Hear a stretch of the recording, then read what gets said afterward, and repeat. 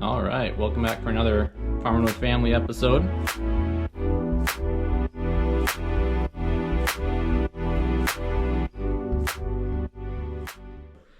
It's 28th of March. It's hopefully going to be spring soon. It says it on the calendar. But if you look outside, it doesn't look very much like spring yet. There's still a lot of snow on the ground, but once it gets warm, that's all going to go away, and then it's going to be time for getting out in the field. So part of this, we're going to be doing some maintenance on my air seeder. We've done some already. I didn't get that filmed, but one of the major things we did is we put this new meter on my John Deere air seeder. So that's the back one. This is the front one. This is the one that I put my fertilizer through. So fertilizer is super corrosive to anything metal. The old one, I'll get you a few pictures of that, but it was so rusted out in spots and just flaking away, so it was time to get that changed.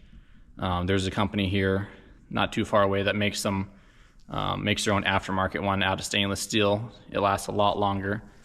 The ones from the factory, the only option, even if you buy these new, the only option is to buy their it's kind of like a cast, mostly a cast product, some sort of cast steel. It'd be nice if John Deere gave you that option to, order it with stainless steel, but everyone has to get it the way it is, and then once it wears out, then you put in your own. So Matt helped me, or did most of it, put in the new meter, all new pipes going all the way back, and then we got put some new hoses on. These are the old ones. They just get sun faded, weather checked, and with all the product going through there. So got all 6 new hoses put in. Got some new couplers. This will go on the tool part. This is where how you disconnect and connect the tool, the seeder part up to the air cart. So we got those put on yesterday. It's nice, they just snap on and off, so they're easy to hook up. These ones have an O-ring style in them. I'll show you. So they have this nice fat O-ring to make a good airtight seal. Just snap back together. The old ones I'll show you. Okay, there we go. The old ones, the original John Deere style, is like this. You have it's like a rubber kind of coupling fitting that goes in there, and they push together well. That's hard to get to seal all the time if you don't have it lined up perfectly, and these are starting to chip away, so I got new ones of those. They're stainless steel as well, so this air seeder is mostly ready to go. One of the cool things we added for this year was a RV camera system. So I'll show you in the top. Last year, my sensor for the seed bin went out, and it wouldn't tell me how much I had left and how much was gone. So there's one time I knew I was getting close. I didn't check it in time, and I actually ran out of seed for about half a round. Luckily, I didn't go too far, and I was able to see where I had ended. But so to fix that, instead of figuring out where in all these wires or in these 3 sensors where the issue is, I put in my own camera right there, just a plain RV camera, and got that wired in. I'll show you what that looks like coming through into the tractor. There's a monitor or a screen that you look at. Just got a rubber fitting, and all you have to do is have power. The rest is kind of like it's like a Bluetooth signal, but it just sends the signal all the way to the cab where I have my monitor. So I got that. They're not expensive, about $170. I don't want to know what John Deere would charge for all the wires and new sensors. And it came with 2 cameras, so I put one back here, and that'll look back. My tool, or the seeder part, hooks up. But part of the problem, when you have this great big air tank, you can't see behind you. So if you're going along in the field and there's something going on, say a hose pops off or whatever, whether it be here or on your air seeder, you can't see what's going on. And especially if you're driving on the road and there's a car behind you, you can't see if anyone's there. So if you're turning left, you just kind of have to slow down. You put on your blinkers and stuff, but you never know if someone's behind you or not. So I got one of those, and I'll be able to see if there's a car behind me. So it'll make it a lot safer. And backing up when I hook up the seeder to the air cart, you can't see that either. And so now I can see exactly where I'm backing up, and I can do that a lot easier instead of hopping in and out of the tractor 10 times. So I'll show you the monitor.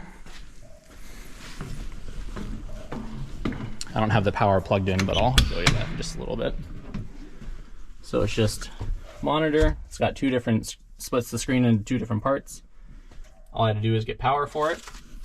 So then I'll be able to see that. But otherwise, on the Cat today, we're going to be changing oil, changing all the filters, and then just checking different fluids. Get it greased up so when it's time to go, this thing is ready to pull out of the shed and ready to go. The seeder tool, the seeder part, that's still back in my other place. Gonna have to get that out. Basically, that just needs a few hoses changed and greased, and then that should be ready to go. So that's one major part of the planting operation that'll be done and ready to go. But anyways, that's a little bit about what's going on in this video, but we'll keep going with the maintenance part of it. Next is to drain the oil. All right, so we're underneath the tractor. This is in the front, and here's the oil pan. And this one's nice. Instead of a plug, you just have a valve you turn out. So hopefully makes it a lot less messy. So we'll get this unloaded or drained. This takes 7.9 gallons of oil. So not quarts, gallons. So got 2 buckets, that should be enough.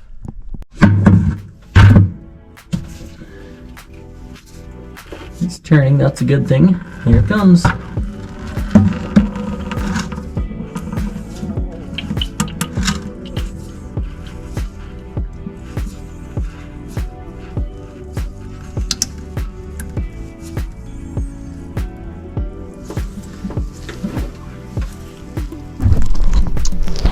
Well, that's the one downside of not having a drain plug, because usually those are a lot bigger and they drain a lot faster. It's gonna take a little while, and I'm gonna have to sit under here and watch, because that'll not all fit in one bucket, but I guess stay tuned for more.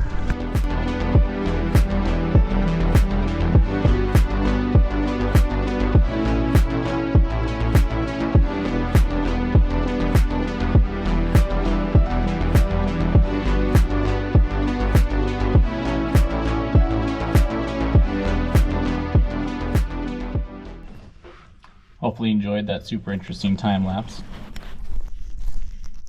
Bucket's getting close to being full. Once it gets up a little bit higher, I'll just switch it to that one, and I don't have to watch it anymore. It'll all fit into that bucket. So stay tuned for more. The rest of the story, as Paul Harvey would say. Now it's time to take off the oil filter. I tried this by hand. It's not budging. So gotta get the wrench.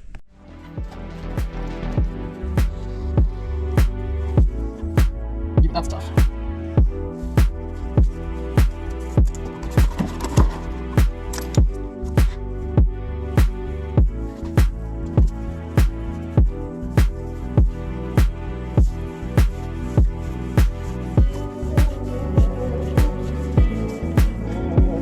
Try not to make a mess.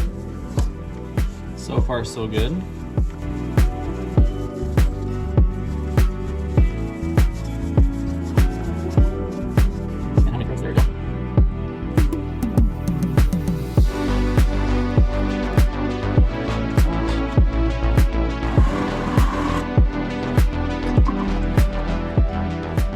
Alright, got that off.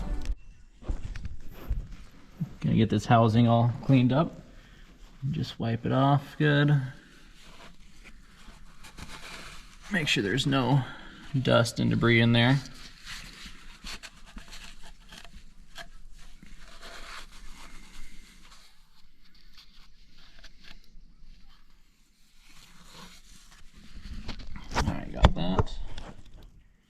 Set you there. Got the new filter. I like Cat's filter system. It's just a few numbers instead of a bunch you gotta try to remember or find.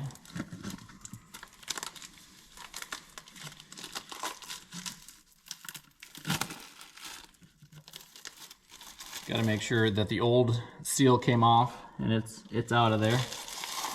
Otherwise you can have issues if that sticks. Then take a little bit of the new oil.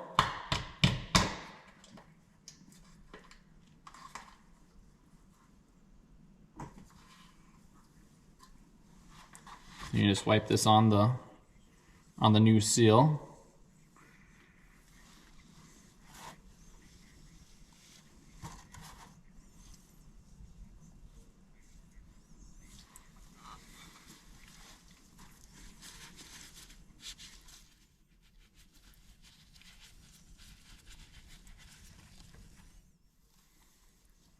Okay, so that's ready to go back on now.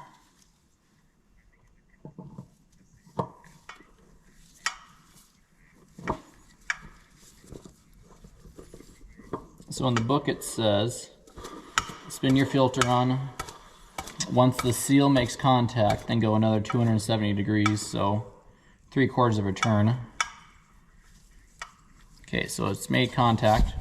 And then it has these little marks every 90 degrees. So we'll go 3 of those marks.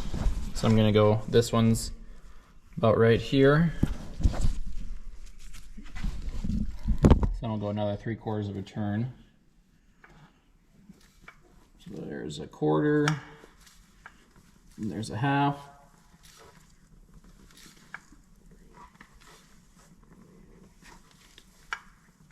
And there's 3/4. Now it's ready to add oil. Okay, we'll get the oil replaced. It's kind of a small funnel, but it's the one I could find. The bigger one didn't fit in there.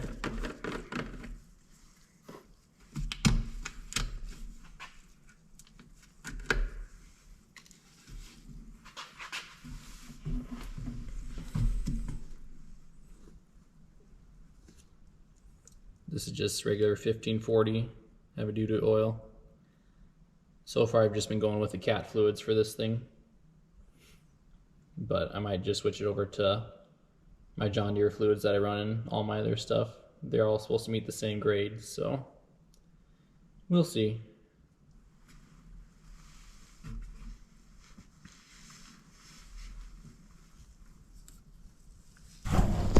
This might be a little bit of a slow go for almost 8 gallons, but we'll get it in.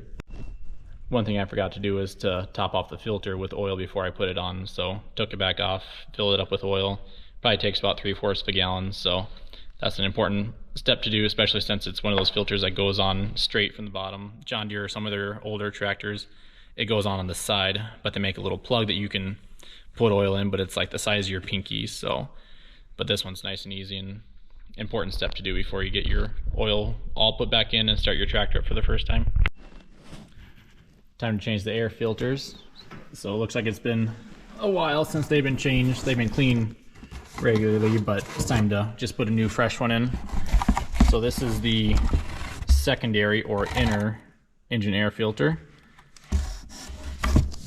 So that goes right in there. That's what leads into your engine. That's where the air comes from. I got the secondary filter in. Now I got the primary filter. It just goes in there and presses around that ring in there. So we'll get this one in.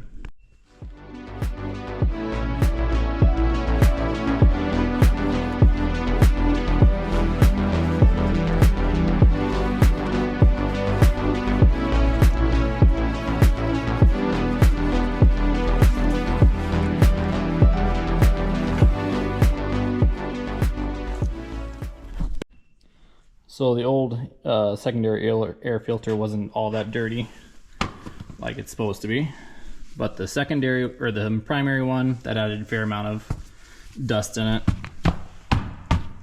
Not bad, but just time to change them. Good maintenance.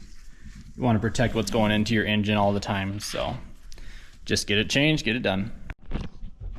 Alright, so I got carried away and forgot to film, but I got both the fuel filters changed, got the system, the air bled out of it again and primed, so got that part done. I was going to show you what this monitor looks like. This one for the cameras.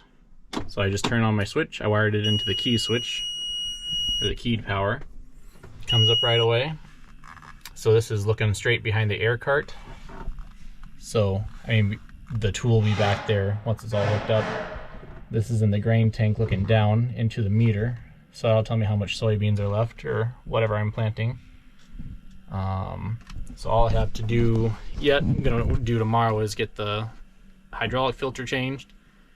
And then once we have it ready to move, then I'll back it out and I'm gonna power wash everything and blow out the radiators and oil coolers and all that. But do a little greasing and this thing will be ready to go for spring.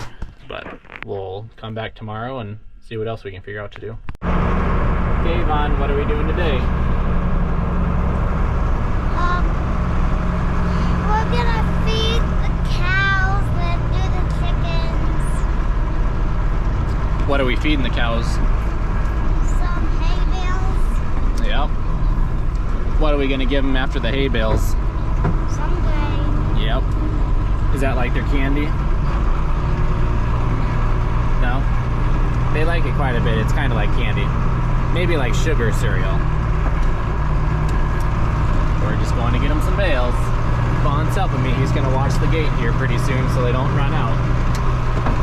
Because sure enough, as soon as you open up the gate, they think they need to get out and go explore the whole yard.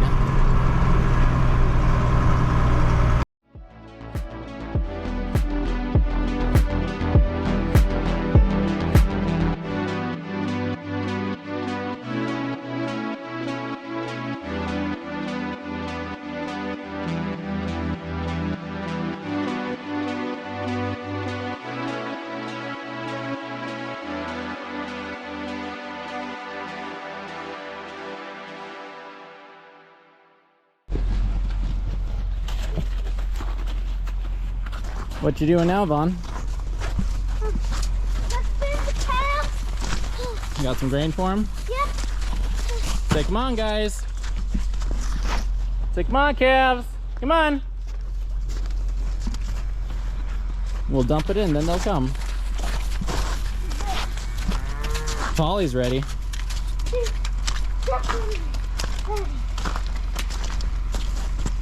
Come on, calves. It's go time. Hey! Polly, get out of there.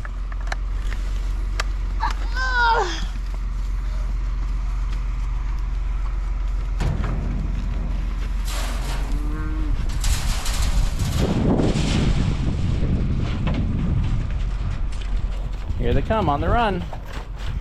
You bet. Good job, buddy. High five.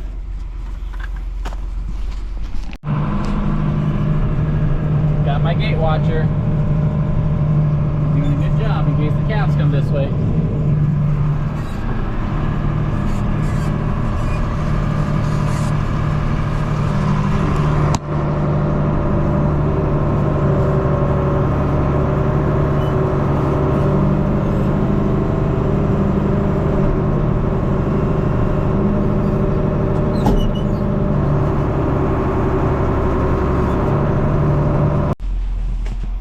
What are you guys doing in here? Just playing? Having a heyday? A literal heyday?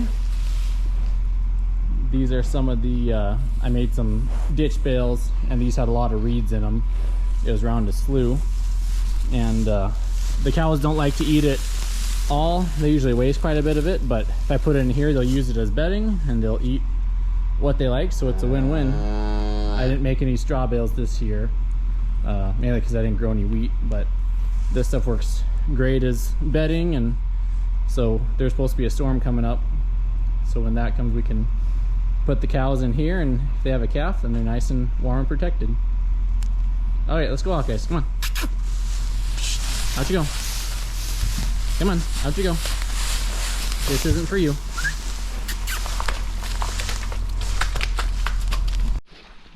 Alright, well, we'll skip ahead a little bit here. It's now Easter Sunday. but gonna get this video wrapped up.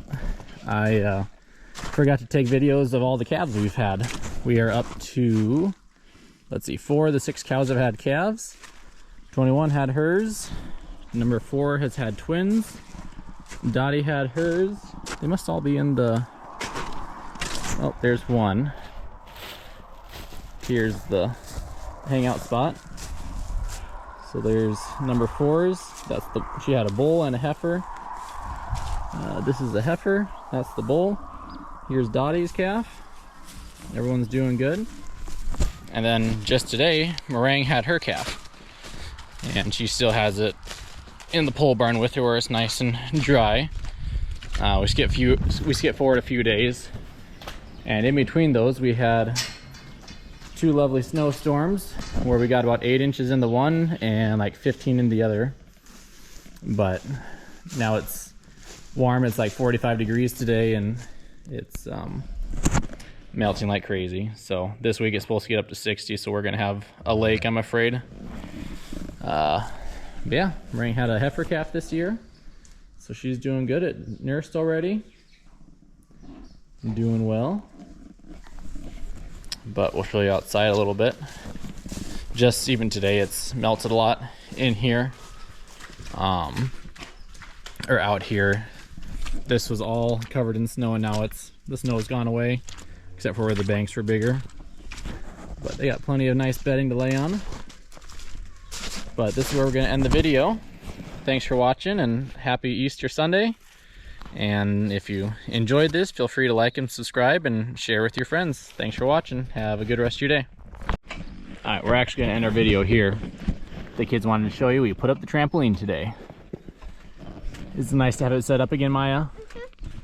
So you can have your parties out here. All right, can you say goodbye?